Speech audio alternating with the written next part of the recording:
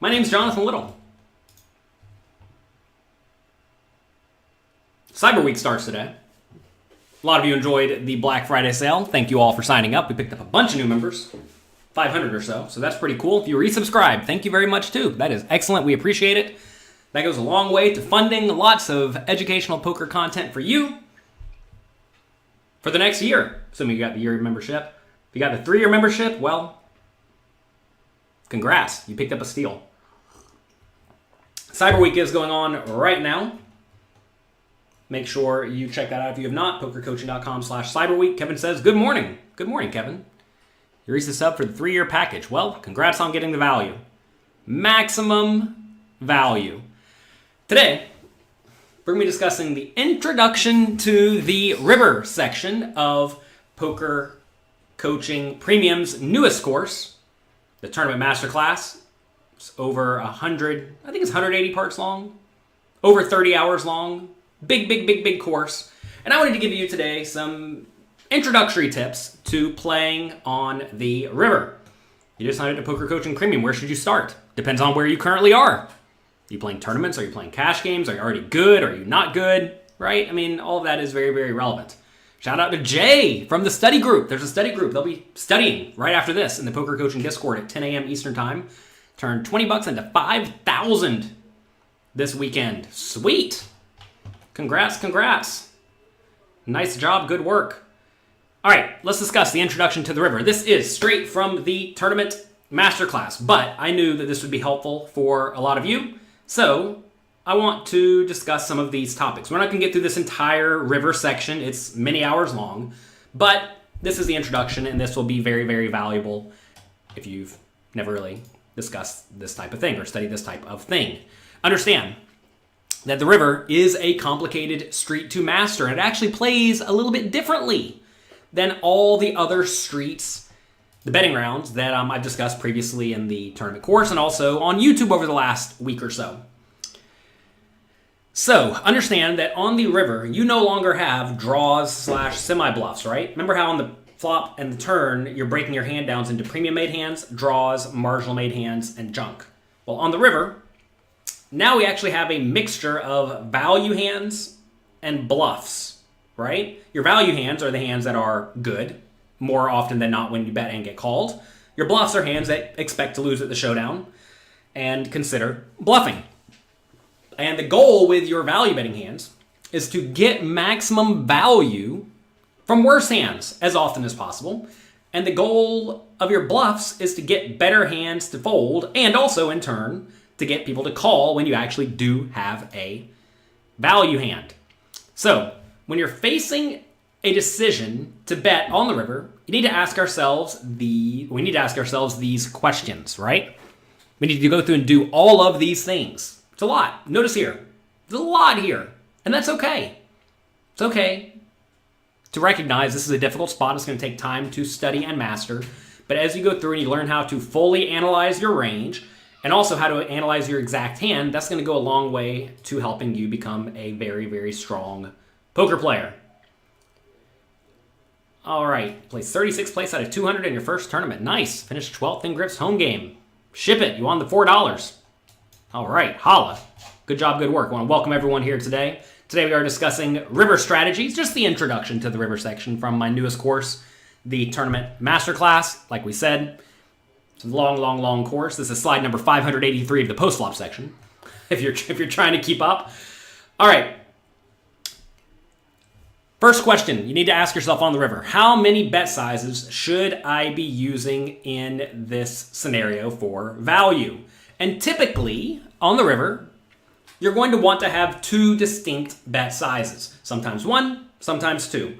You could make your strategy substantially more complicated by having 3, 4, 5, 6, 7, 8, 9. If you run a solver on the River and give it 1 million betting options, it's going to pick all of those options, not 1 million. If you give it 20 betting options, it's going to pick all of those little options. But you'll find that more often than not, 1 or 2 of the sizes are heavily preferred, which is good to see because we can essentially simplify a very complicated GTO strategy on the River to use 1 or 2 bet sizes. So these sizes are going to have two main purposes. One, it's going to allow you to extract maximum value with hands that are way ahead. And it also allows you to extract some value with hands that are slightly ahead. And in general, your bigger bet size is going to be reserved for your premium value hands, and your smaller bet size is going to be reserved for your thinner value hands, which, if you think about it, makes sense because when you bet big, your mostly only decently strong hands will call you anyway, but if your premium hands beat those hands, that's fine. If you were to bet big with your marginal hands, like top pair third kicker or middle pair top kicker on the river, if you bet big in that scenario, your opponent's going to fold out most worse hands. But if you bet small, giving your opponent good odds, they're going to be inclined to call with worse hands, right? With like middle pair bad kicker. So understand this is, you may say that if you only bet big with your premium hands and smaller with your marginal hands, aren't you easy to play against? And the answer is no, not if you're balanced, and we'll discuss that a little bit as we move forward. So what sizes should these bet sizes be? What is a small bet? What is a large bet? A small bet is somewhere between 10% and 50% pot. A large bet is somewhere between 2/3 and 500% pot, or maybe even more. So why is the large size so big? Why is the large size so big? Well, the GTO strategy is to bet the maximum amount with your effective nut hands. Okay? And the reason is because whenever you're betting giant with your effective nut hands, you get to add as many bluffs as possible to that range, and that allows you to win the pot more often than if you used a smaller bet size. But you'll find the GTO strategy is to bet huge with your best hands. This is something you don't actually see all that often, especially from tournament players. And I actually discuss in this tournament course why you should probably not use the gigantic bet sizes because, well, long story short, if you fail one time with your bluffs, you're out of the tournament. That said, you will find that the vast majority of people substantially overfold to big bets, so a strong exploitative play is to use overbets, primarily as bluffs, which is kind of cool. The amount of content available on Poker Coaching Premium is ridiculous. Yes, it is a little bit ridiculous. That's why, if you're a new member, send us an email. support@pokercoaching.com. Lay out your story. I'll give it a little bit of thought, and I will come back and tell you exactly where to get started and what kind of content you should probably be looking at to get the most improvement as quickly as you can. All right, so what is a polarized strategy? Well, essentially, you're betting the maximum amount possible with both the nut high and the nut low. Not necessarily the absolute nut low, but hands that can't win at the showdown. And essentially, when you're doing this, when you're using this big bet size, your value hands always win and your bluffs always lose. Now, we're going to discuss when your opponent slow plays a little bit in the future. But essentially, this is, whenever you're doing this, you're betting gigantic with really just the very, very strong nut hands. Because if you have the nuts, you know it wins. If you have the second nuts, it probably wins too, right? And essentially, the goal of this is to put your opponent in a situation where they are indifferent to calling. And as an example of this, let's say we bet the river for pot size with a perfectly polarized range. And in this scenario, our range had 67% value hands, 33% bluffs. Opponent's pot odds are, they have to win 33% of the time, right? Because they have to put in 1 unit to win our bet, the pot, plus their unit. And 1 divided by 3 is 33%. So they're going to win 33% of the time. And I'm going to be bluffing 33% of the time, which results in a neutral EV call. So the best they can do in this scenario, if they call perfectly, is they don't lose any money. And whenever you put your opponent in a scenario where the best they can do is not lose any money, that's fantastic. Also, what happens here is on average, you, the bettor, win the amount that's in the pot, which is very, very, very relevant. So how should we structure these value ranges? You want to imagine your whole range in sort of a continuum, right? Let's say we have this board here. 10, 9, 5, king, 3, backdoor spades come in. What are the nut hands? Well, at the very, very top, we have the nut flush, right? The nut flush is the best possible hand. Thin value hands are going to be hands like Jack 9, maybe Ace 10, stuff like that. A king is somewhere on the cusp between this like 65%, probably right around the 65% number, which you could conceivably bet big with a king. It's probably more like 68%, I don't know. This is our equity against our opponent's range. Some showdown value hands are going to be like ace high, bottom pair, right, in this green category. And then the junk is like no showdown value hands, like 8-7, right? So your premium hands usually want to be betting large. Not always, but usually. Your thin value hands often want to bet small. The hands here, the some showdown value hands in green, often want to check because they actually win a decent amount of the time. And the hands here in gray basically never win whenever they check down, which means they become reasonable bluffing candidates. Okay? So let's do an exercise. Suppose you raise the 3 big blinds pre-flop from the button and get a caller from the big blind. We see bet 33% pot on the flop, turn goes check, check, and then the big blind checks you on the river. How would we classify these hands on this board? Let's say it's ace 7, 6, jack, jack. Okay? So what if we have ace 2? What is ace 2 on ace 7, 6, jack, jack? Which of these categories does that hand fall into? Is it a premium hand, thin value hand, some showdown value hand, or no showdown value hand? Kevin says marginal, but what is marginal? As you see here, the green range and the blue range are both marginal, but some can be value bet and some cannot, right? Like ace 4 can't really be value bet on this board, whereas jack 9 conceivably can. So there you go. This is a thin value hand, I think. Sure enough, it is. What about jack 10 for backdoor trips? Take a second, think about it. Is this a hand we can bet big on the river? Well, almost certainly, right? Jack 10 is a very, very strong hand. Jack 10's great. Whenever you backdoor trips, you're usually pretty happy. So we want to be betting. What about 10-8 of diamonds for a busted draw? Literal 10 high. The literal 10 high. What about the 10 high? All right, you probably figured this one out already. This is a no showdown value hand. And what about 7-6? 7-6 is 3-pair. 3-pair doesn't get you any bonuses in no limit Texas Hold'em. 3-pair, take a second, consider it. What do you think 3-pair is? Is this a hand that, again, people keep saying marginal. There is no marginal hands on the river. Is it a hand we can bet for value, or is it a some showdown value hand? Wouldn't most people fold to a large bet with 2 jacks on the board? If your opponent has an ace, they're not folding to any bet in this scenario. At least they shouldn't. Because in this scenario, whenever we bet big, we're going to be betting big with our premium hands, jack 10, and also our no showdown value hands, perfectly polarized. We explained how to do this in this tournament course. So we essentially put our opponent in a spot where they're indifferent. Now, if they fold every single time to a big bet, then you should adjust and just make tons of bluffs. Then they're super easy to play against, right? So, what about 7-6? This is a some showdown value hand. I do not think this is good enough to value bet. If you bet here and get called, you probably lose for any size. So this is a spot where we need to go check. We just need to check. Is this a rerun or live? I don't know. We're living in the Matrix. It's Cyber Week, after all. We have a Cyber Week sale going on. If you like this type of content, check out pokercoaching.com. This is slide 593 in the post-flop section of the Tournament Masterclass if you want to follow along. You might as well get in there. You missed out on the Black Friday sale, but Cyber Week is happening now. Check it out, pokercoaching.com/cyberweek. All right. So let's discuss structuring our 3 value ranges. All right.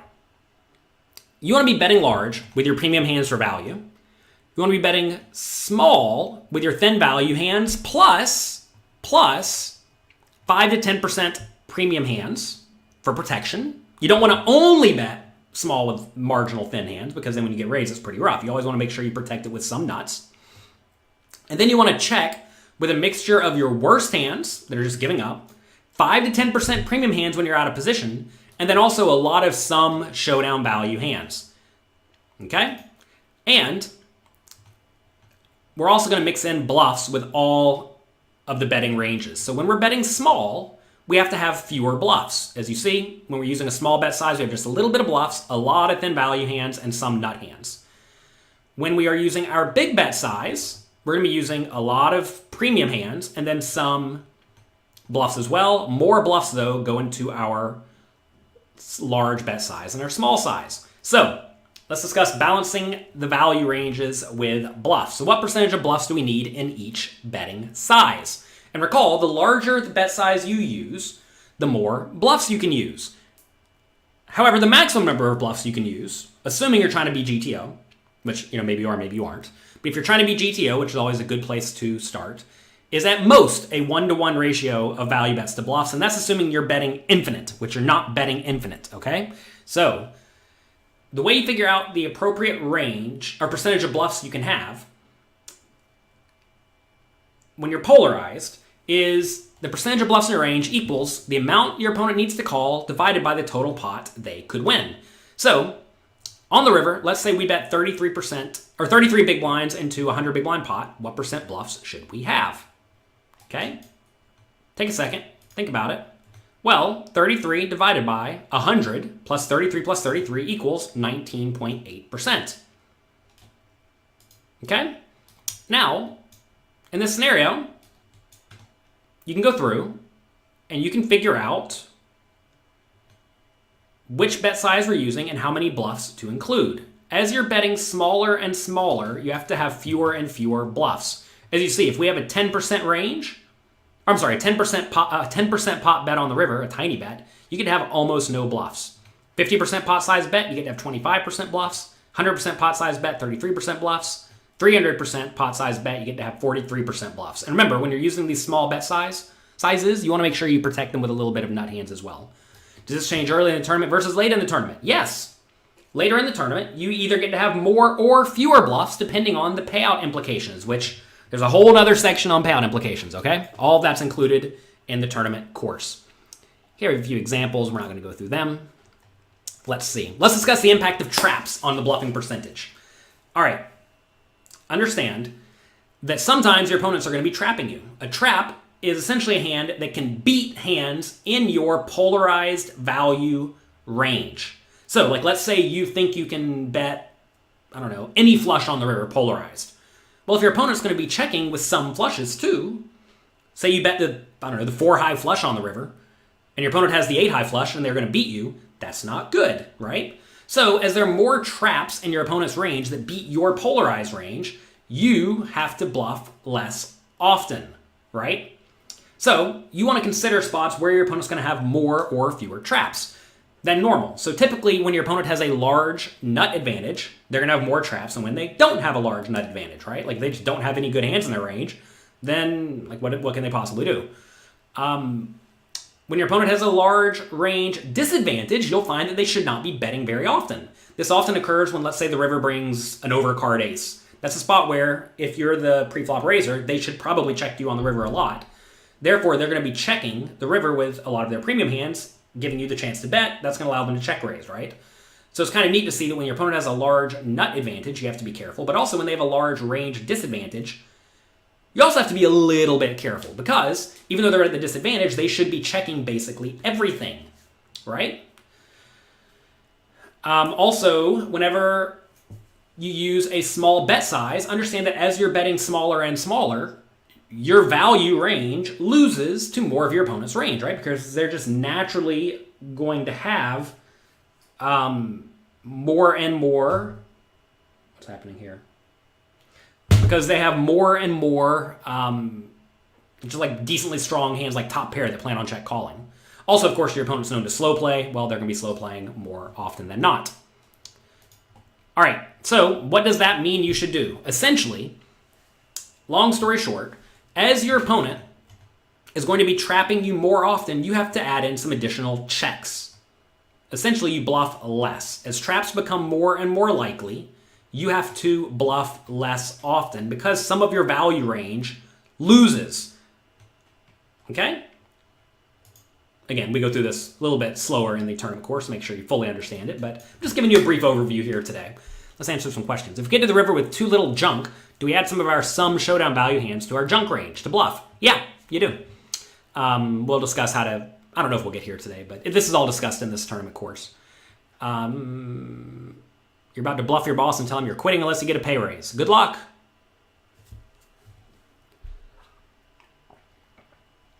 All right.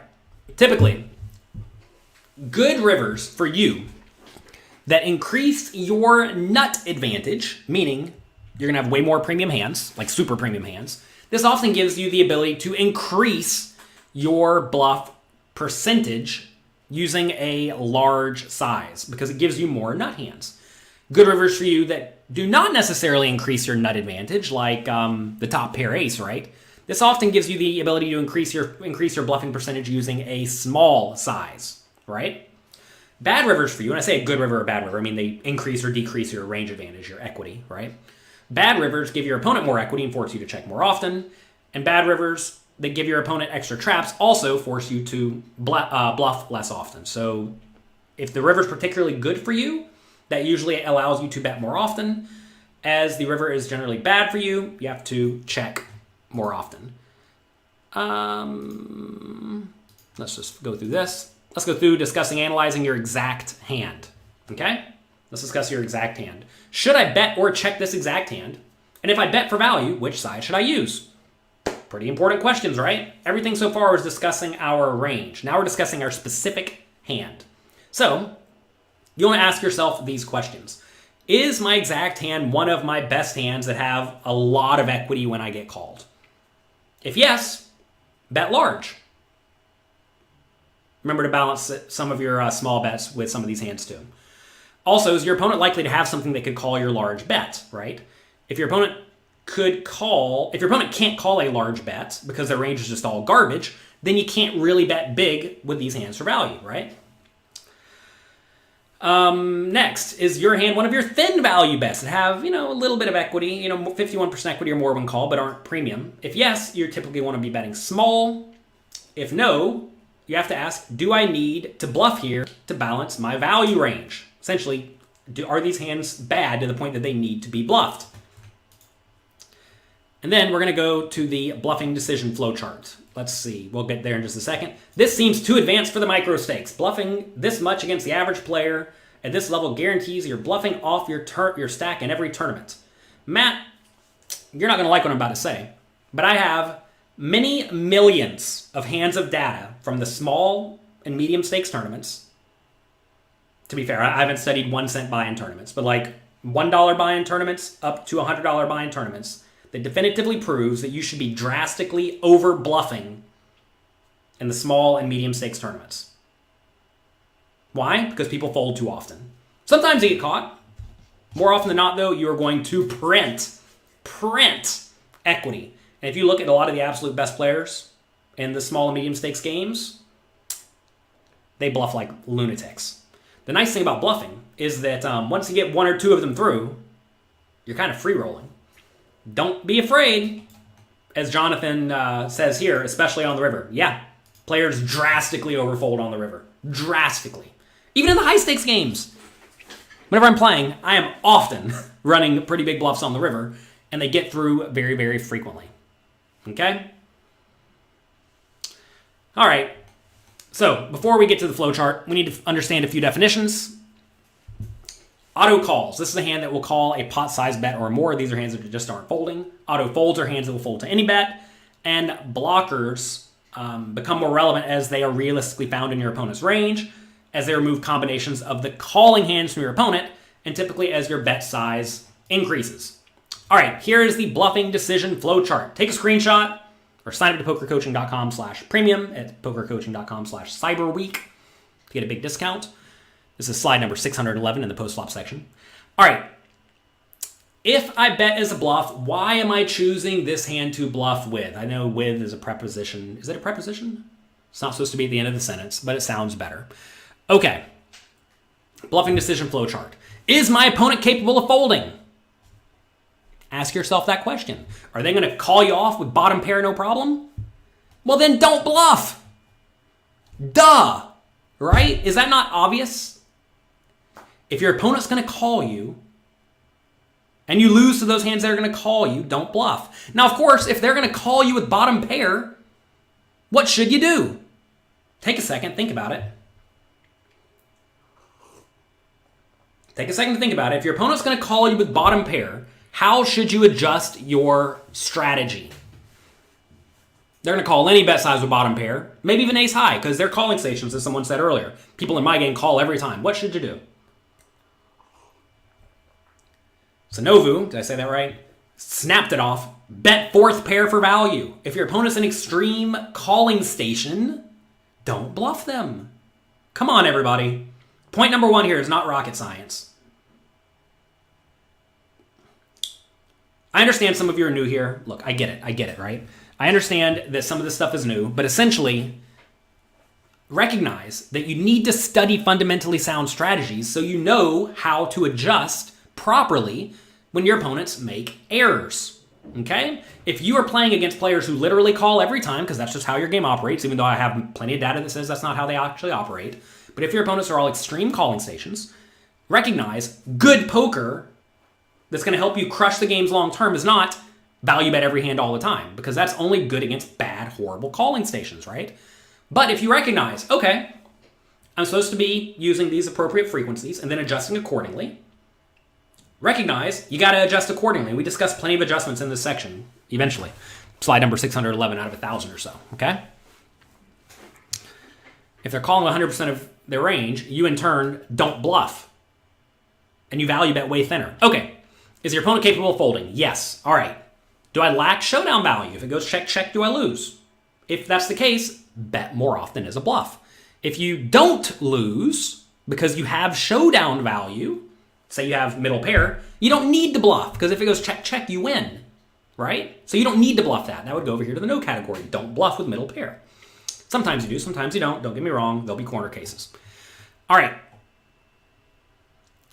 Do I have many value hands in my range? Are there hands I actually want to bet? As you have more hands in your range that want to bet, you should be bluffing more often, right? As you don't have many value hands, you in turn don't get to bluff as often. Are my blockers highly relevant? Say you have the nut flush blocker, making it harder for your opponent to have a premium flush, you should be more inclined to bluff. If your blockers are not relevant, or if they unblock your opponent's auto folds, right? Like say the flush draw missed and you're sitting here with the busted ace and king of that suit. That's a hand that blocks some of your opponent's auto folds with ace high and king high, right? The ace high and the king high are going to fold if you bet, but you have those in your hand, which is a big problem, right? In that scenario, you should be more inclined to not bluff. Does my bluff tell a credible story? Does it seem logical? Would I actually play my premium hands this way? Okay, if the answer is yes, be more inclined to bluff. And again, sometimes you're going to answer yes to some of these, sometimes no to some of these. And typically, as you have more and more yeses, you should be more inclined to bluff. Now we're going to pick our sizing. Do I have zero showdown value? If I bet and get called, am I just dead? If that's the case, typically you want to be betting large because you want to do everything you can to incentivize folds. If you're bluffing with like bottom pair, then often you want to use that as a small bet size, which is kind of neat to think about, because if you bet small with bottom pair, every once in a while they hero call you with that ace high. Will my opponent have many marginal made hands? The marginal hands are going to call a small bet, but fold to a big bet. So if they have a lot of marginal hands, when you are bluffing, you often want to bet big because you're trying to get them to fold out those marginal hands. If you bet small and they have a lot of marginal made hands, they're just going to call you a lot, which is a problem, right? Do I block many nut hands? As you block more nut hands, you typically should be betting big. Am I trying to get my opponent off of a strong hand? If that's the case, you want to be betting big. And am I representing a nutted hand? If you're representing a nutted hand, you typically want to be betting on the big size. Let's go through a few examples here to really try to clarify this. You raise the 3 big blinds on the button queen jack of diamonds and get one caller from the big blind, who is somewhat of a calling station. We bet 33% pot on the flop. Turn goes check, check. Big blind checks on the river. Figure out what we should do. Should we bluff this hand? Queen jack of diamonds. Should you show the bluff if you feel like it? I don't show a ton of bluffs. All right. Go through the flow chart. Is my opponent capable of folding? Well, they're a bit of a calling station, so probably not. Do you lack showdown value? Interestingly enough, we actually do have a little bit of showdown value here because we actually beat some of the worst draws. Not a lot, but some. Do you have many value hands in your range? Like, not really. I mean, we have some 10s. Are my blockers highly relevant? No, not really. There aren't really relevant blockers here. Do I unblock some of my opponent's folds? Actually, you do, right? You don't really want to have a jack. So this is just essentially not a good hand to be bluffing. Let's go through a different scenario. Same spot. Playing against a regular big blind player, we bet a third pot on king 6-3 calls. Turn goes check, check. Here we are on the river. Should we bluff? Is my opponent capable of folding? Yes. Do you have some showdown value? Not really. I'm sorry, do you lack showdown value? This is like a weird hand where you do beat some bluffs, so like this is kind of neutral. Do you have many value hands in your range? Sure, you'd like to bet lots of pairs here. Are my blockers highly relevant? Not really. Do we unblock some of my opponent's auto folds? So we don't have any hearts, right? We would really love for our opponent to fold the ace high of hearts. So do we have the ace high of hearts in our hand? No. So that becomes, that's okay. Does my bluff tell a credible story? Sure. Seems like a reasonable spot to go for the bluff, to try to get your opponent off of ace high and low pairs. So, sizing. Do I have no showdown value? No, we have a little bit. Well, does my opponent have many marginal made hands? Somewhere in the middle. Do I block any nut hands? No, I don't. Am I trying to represent or am I trying to get my opponent off a strong hand, like a king? Clearly, no. Am I representing a nutted hand? Clearly, no. We're representing like pocket eights, right? So this all leads us to betting small. So this is a spot where I think bluffing is at least reasonable. And if we are going to bet, we should probably bet small. So you see how we went through this flowchart, and using this strategy, we have pretty much determined that the right size here is a small bet. Okay? All right. Let's see. Let's discuss the idea that the river is underbluffed. River is definitely underbluffed. Most people are afraid to bluff on the river. And most players are deathly afraid of overbetting the river as a bluff. So what does that mean for you? Well, it means you should exploitatively overfold when your opponents use big bets, right? And they're also going to view your big bets as scary. So understand that on the river, people are going to have various levels of aggression. It's up to you to figure this out, right? If they have no balance and they just never bluff the river, clearly your strategy is going to be very different than if your opponent is perfectly balanced and is going to be bluffing appropriately on the river, right? If your opponents don't bluff on the river, don't call them wide. Common sense, right?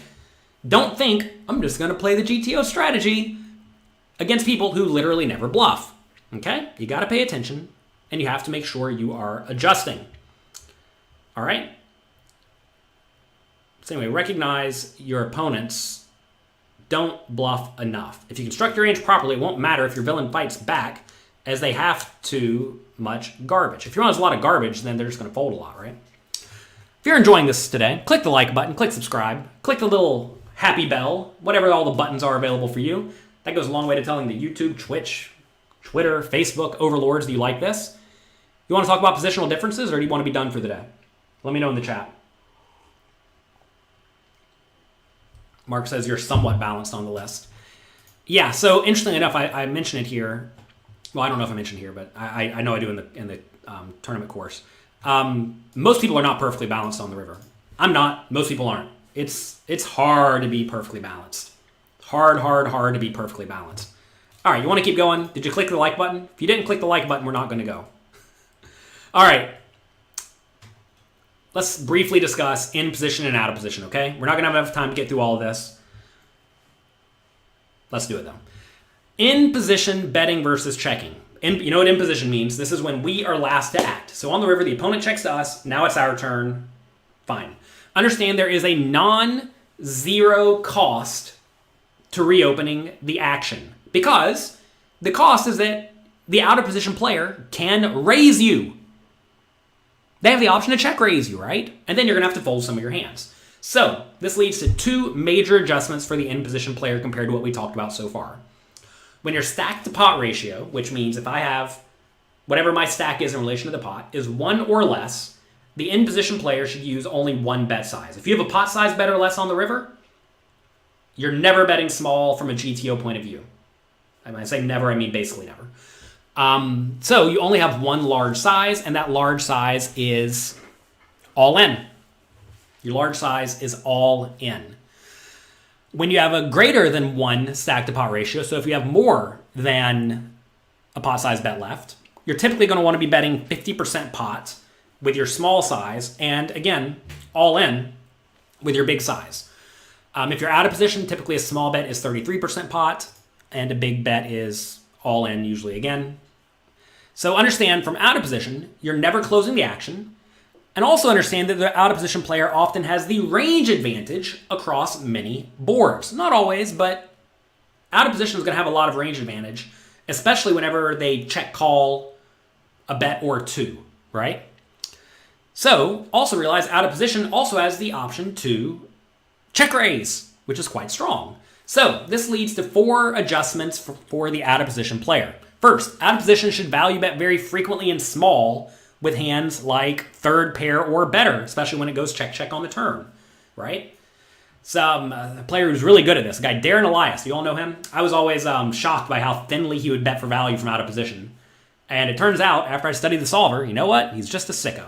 He figured this out long before everybody else. Typically, your out of position bet should be very small, 10% to 33% pot.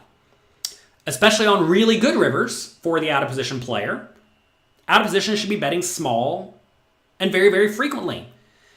And recognize that your checking range should often contain some check raise for value hands and some check raise for bluff hands. Okay? When you're out of position, recall that you must put some premium hands in your check raising range. And when you're deciding which premium hands these are that you're looking to check raise, you essentially only want to be checking with hands that are very, very, very, very good, like the nut flush or the nut straight. Essentially, you want to be check raising hands that are basically always good when they get called. Also, how likely is my opponent to bet? If the river's good for your opponent, they're going to be likely to bet, right? In that scenario, you should be looking to check raise more often than if the river's really bad for them, meaning they're not going to bet all that often. I actually misplayed a hand yesterday. I forgot what position I was in. Clearly, world-class professional over here. Where I lost track of the action, and on the river, I checked in a spot where I should have just bet because I thought I was putting in a check raise. Basically, the river was not good for my opponent, and I thought it was. That's what happens when you're playing a bunch of tables at a time. Sometimes you screw up. But you always want to be aware of what cards are good for you and good for your opponent. Because I'm playing 18 tables, only about 14. I think I'd be able to keep track of only 14 tables. I'm getting old, I guess. All right, bluffing versus bluff check raising. You need to make sure that you are bluffing with some hands and also check raise bluffing with some hands, right? So when you're considering which hands to bluff check raise, you want to ask yourself these questions. Does my hand have some showdown value if it goes check, check? If it goes check, check and you win sometimes, these are hands that very often are candidates to check, raise, bluff. Because you don't necessarily need to bluff them, right? Because if it goes check, check, you win. But if you check and your opponent bets, now you don't win with these hands, right?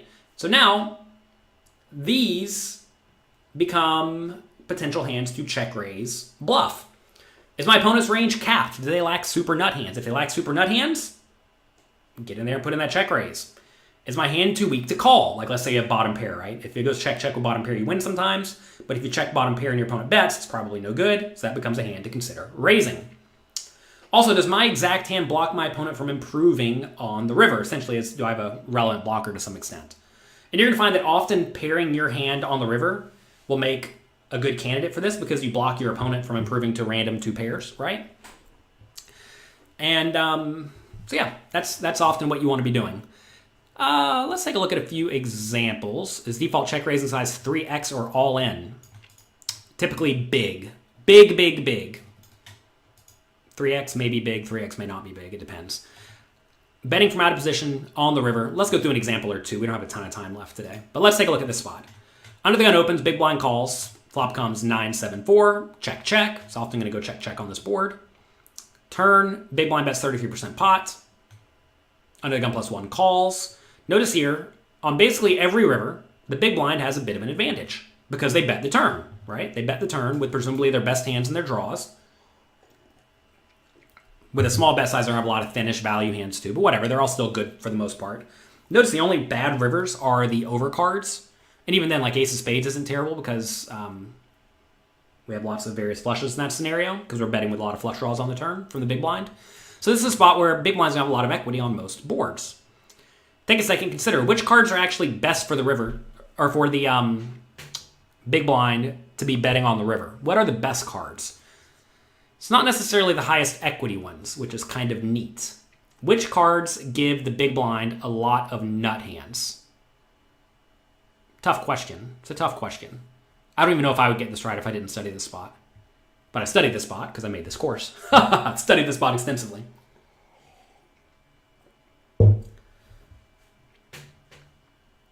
This is a spot where the 10 and the 9 are going to be cards that give the big blind the nut range, the nut advantage, because the big blind's going to have a lot of 10s and a lot of 9s. I know Under the Gun can have 10s as well. But as we see here, take a look at this. The 10 and the 9 are both bet big and pretty frequently, right? Notice here the higher equity cards, like the 6 and the 5, and the 3 are bet perhaps a little bit more often. But the ones that give you the biggest nut advantage are these, right? 6, 5, and 3, by the way, just like don't connect with Under the Gun +1 at all. So if you had the range advantage on the turn, which you did when you bet and got called, you presumably have the range advantage still on the river.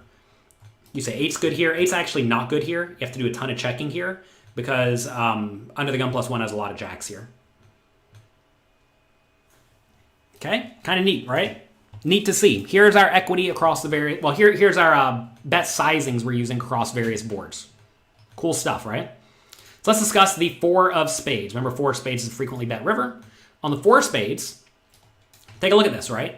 From a GTO point of view, this is a river that gives us a lot of equity, like we discussed. When you have a lot of equity on the river, you want to be betting very, very frequently, often using a small size with the vast majority of your range.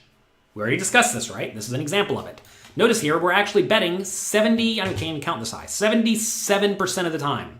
That is a lot. Take a look at the hands that opt to check, mainly just ace high, a pair of 7s, right? Some showdown value. That's it, right? Pair of ace high and some 7s, which is kind of neat. Literally everything else in your range is betting, using a small size for the most part. Literally everything. Pretty cool to see, right? That's the GTO solution. What about on the 9? Ooh, look at this. This is the one that doesn't necessarily give us the most equity. Still a very good card, but it gives us a big nut advantage. And the reason we have a nut advantage here, by the way, is because Under the Gun +1 is often going to bet their 9s on the flop, at least a decent amount of them, and they don't have many to begin with, whereas the big blind does have a lot of 9s, right? And they're going to bet them on the turn, and they're going to be here with a lot of 9s on the river that make trips, so they get to blast the river. As you see, all the 9s are blasting. When I say blasting, I mean over pot here, 110% pot. What else is blasting? All these random 8s for air are blasting. Jack high is blasting. 6 high is blasting. Like we see 6, 5, 6, 3 are all blasting. So neat stuff, right? We are out of position here. What are we actually checking with, looking to check raise? Probably not a ton. So whenever you're using a lot of these hands as big bets, you're not really check raising a lot. Notice here, though, we do have the ace 9. We're check raising. This is essentially that nut hand. Remember how I said that whenever you're check raising or checking out of position, you want to be check raising with some just super premium hands that are basically always good. As you see it, ace 9 very clearly right here. And we'd also check raise some bluffs. We actually discuss check raising strategies in a minute. Let's take a look at this breakdown. Just want to show you. In this scenario, notice we do have a big bet range with 44% of hands and a small bet range with about 18% of hands, right? So our small bet range here contains a little bit of super nuts, a lot of third pairs. What is third pair? Is that a 7? So look, Jack 7's betting. 10-7, that got counterfeited. 8-7's betting. 7-5's betting. 7-4's betting. That's just 2 pair. 7-3, 7-2. So you see, the small bet size is really thin. And then some bluffs, right? The checking range is a few trips, some super nut hands, a little bit of super nut hands, a lot of some showdown value hands, and then a little bit of nothing, right? Kind of cool to see how that's broken down. Let me actually see if I can find large bet versus small bet. Okay, let's take a look at... Give me just a second. Let me find the spot.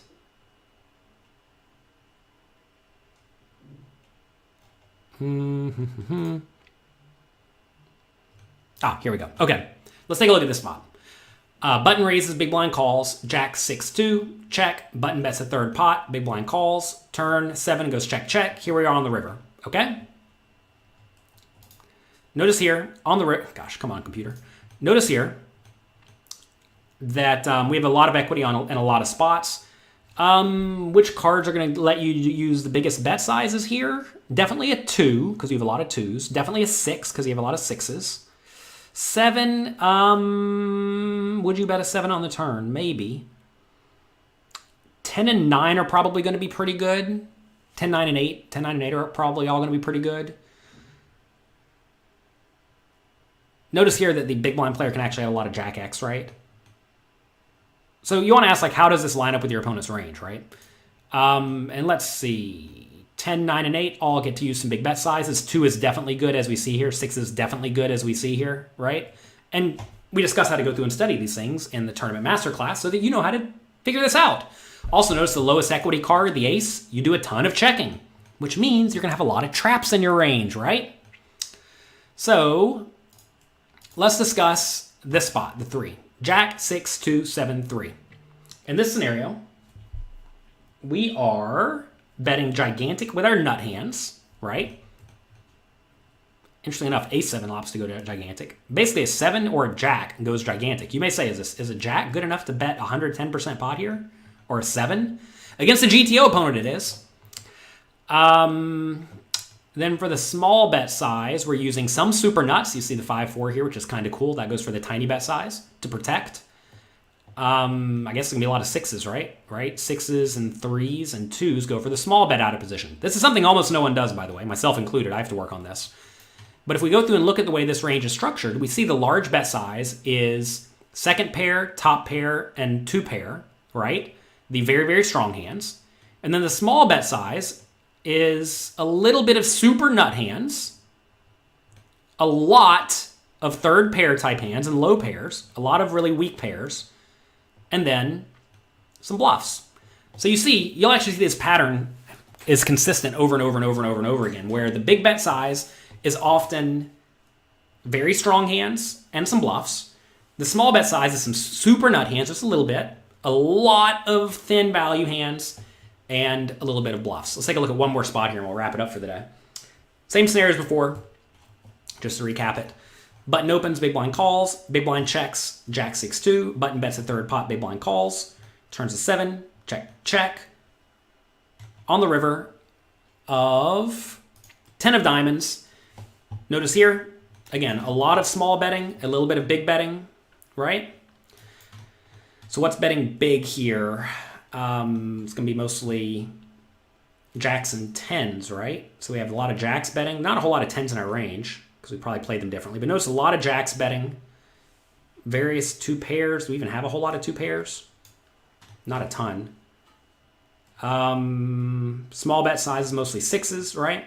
If we take a look at how this is broken down, large bet size are... flushes came in. Large bet size are a lot of flushes, a lot of top pairs, which are probably good. Notice it's a backdoor flush, right? And then a lot of bluffs. Whereas our small bet size is some premium hands, a whole bunch of marginal made hands, and a little bit of bluffs. Okay? Let's take a look at one and one only in position example. Let's do this one. All right. Button opens, big blind calls. 10-9-4, big blind checks, button bets the third pot, big blind calls. Turn, check, button bets 2/3 pot. Button's starting to get really polarized here, right? Big blind calls. So big blind must have something decent. Button's going to be pretty polarized. As you can see, the ace and the king are really, really good. Other cards, not so good, right? Here's our strategy across all the boards. Notice we still get to bet decently often, though, and when we do bet, we're betting big. Why are we betting very big in this scenario? Notice stack to pot ratio is starting to get pretty shallow. So we're going to be using mostly a big bet size. Also, we bet the flop and the turn. We're going to be very polarized here, which means even though we're going to lack the range advantage in a lot of spots, we have a nut advantage in a lot of scenarios, right? All right. So let's take a look at the ace. Ace is one of the best cards for us, right? High equity, but we don't actually get to bet it a ton, which is kind of neat to see. When we are betting, though, we have a lot of aces, we have a lot of sets, we have a lot of random bluffs with like jack 6, jack 5, jack 3, right? And if we look at the strategies here, we have 2 bet sizes. We're going all in with super nuts and bluffs, and we're betting small with mostly top pairs and a few bluffs, plus a few hands for protection for super nuts, right? We're going to see this pattern over and over and over again. Let's take a look at this spot. Under the gun open, big blind calls, king, jack, 2, big blind checks, under the gun plus 1. I say big, I don't know what I said. Under the gun plus 1 bets the third pot, big blind calls, turn goes check, check, river, big blind checks. King, jack, 4, 2, brick. What are we doing? Well, in this scenario, some big betting, some small betting, but we're going to see, let's take a look at the 8, that in this scenario, we're actually not doing a ton of betting, but when we do bet, we're both mostly using a small size because we're trying to get called by a pretty marginal range, right? We're trying to get called by a 4, ace high, maybe some jacks. Take a look at how we're breaking down our range. Again, the big bet size is mostly reserved for reasonably strong hands, whereas the small bet size is mostly reserved for generally weak hands, right? And we get to have more bluffs proportionally in the big bet size than we do in the small bet size. How do you handle a river shove? Well, look, we just discussed when to bet today. Here's a section on facing a bet, deciding when to call. There's a flow chart for that. We go through plenty of examples. Deciding when to raise for value on the river. Deciding when to raise as a bluff on the river. When you bet and get raised on the river. That's what you're wanting to know. But we're out of time for today. Again, we go through plenty of examples of this. Deciding when to call a raise on the river. As you see, this is all in the tournament course. We also discuss facing a bet, tournament adjustments, etc., etc., etc., etc., etc.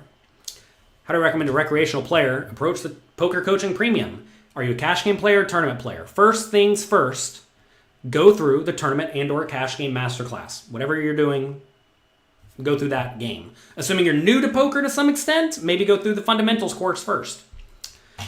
So anyway, that is the tournament masterclass. This is one little part on the river. We also discussed multi-way on the river, right? I mean, there's a lot here. Was the masterclass more effort than any of your books? Yeah, a million times more effort. It's just a culmination of my life's work. Well, I mean, I teach you how to play to the best of my ability right now today. So I guess it's the culmination, but still going to be making stuff for all of you. It's not the end. That's for sure. That's for sure. So anyway, that's the river section. We discussed when to bet today, very quickly, very briefly. Again, take a little bit more time. I go through a lot more examples in the tournament course, like a lot more examples, because it turns out if you figure out how to play all the common spots you're likely to be in, you'll be able to navigate those spots reasonably well, and that'll be very good and useful for you long term. Let me actually show you my Cyber Week sale. If you like this, if you enjoy going through this today, check out Poker Coaching. We're having a Cyber Week sale. As you can see, you have a little bit of time left. You can get up to 78% discount on all my products. As you see here, if you're a Poker Coaching Premium member, if you sign up for Poker Coaching Premium, you get full access to the entire tournament course. We went through about 3 sections today out of 180. 3 out of 180. You thought it ended yesterday. Black Friday ended yesterday. Prices are slightly higher now. If you got in on the Black Friday deal, well, you got a value. So good job, good work. Prices went up a little bit. Black Friday is always our best sale of the year. I'll tell you what, if you're sitting here today and you really want to get it for the Black Friday price, because you're here in the early morning, I know it ended yesterday, send us an email, support@pokercoaching.com. We'll honor it. So anyway, tournament course is included, just included. As you see, we have Poker Coaching Premium and Standard, 2 options for you. If you sign up for a year at a time, you get a substantial discount. As you see, Poker Coaching Premium is normally $100 a month. If you sign up for a year, instead of $1,100, it costs you $700. If you want to sign up for 3 years, instead of $3,500 for 3 years, if you signed up for $100 a month, you get it for $1,500. Substantial discount. Same thing for Poker Coaching Standard membership. Big discount. How's our course compared to other courses? Oh my God, we have substantially more content. We have thousands of quizzes. We have numerous classes, over 100, maybe over 200 at this point. We have live webinars, live streams, not just by me, but by a lot of world-class professionals. We have all of these courses included too. These are all just part of Poker Coaching Premium. All of this is just part of it. All of these are 2, 3, 4, 5 hours long by people like Zach Elwood, the Tell Expert, Scott Clements, Absolute Crusher, Alex Fitzgerald, me. We have stuff by Ed Miller. Right? We have stuff by Jared Tendler, Elliot Rowe, Trisha Cardner. And substantially more content too. We have Mastering GTO by Michael Acevedo, All sorts of good stuff here. Also, if you don't like this, if you sign up to Poker Coaching Premium and you don't like it for any reason, I don't care why, send me an email within 30 days of signing up to support@pokercoaching.com. Tell me you don't like it, and I'll give you a complete refund. If I don't help you get substantially better at poker, I do not want or deserve your money. We're not like basically all the other sites out there that if you sign up and you say, I don't really like it, they're going to tell you sorry. I'm not going to tell you sorry. If I don't help you, I don't deserve the money. It's basically free to try. If you don't like it, ask for a refund. Be honest. Don't try to scam me or anything. But, be honest. If it doesn't help you, fine. I'm cool with that. It's not a problem for me. So anyway, check all this out. pokercoaching.com/cyberweek. Whenever you're new, by the way, if you go there, you sign up, send me an email, support@pokercoaching.com. Write a sentence or two or three. Don't write me a whole essay. Write me a sentence or two or three about your situation, and I'll direct you to some of the things that I think will be most beneficial for you right off the bat. So that's me for today. I hope you enjoyed this. If you're a Poker Coaching member, if you sign up in the next 3 minutes, I'm actually doing a webinar where I'm going to be reviewing some of the Poker Coaching Premium's hands. We're going to have office hours. They're going to call in. They're going to talk to me on the phone. It's going to be just like this. We're going to go for another 2 hours or so. And I'm going to be going through some of their hands. It actually starts in 3 minutes. Lots and lots of work to do. We try to give individualized coaching to the best of our ability. Anyway, we have a lot of members, but we have office hours now. Why not? We had a live stream yesterday with Faraz Jaka. He streamed his whole Sunday session. We had a stream with Bert Stevens, #1 online player in the world, a year or two ago. Then he got rich, so he took some time off. Now he's back grinding hard. He's won 3 major tournaments over the last month or so, including a $10,000 from 400K just the other day and 2 EPTs. So that was pretty cool. He streamed for us just the other day, streamed his whole session. Just included. It's all included in Poker Coaching Premium. Anyway, I gotta go. Gotta go do the office hours. Have a great day. Enjoy yourself. Make the most of your week. Check it out, pokercoaching.com/cyberweek. Click like, click subscribe. Thank you for being here.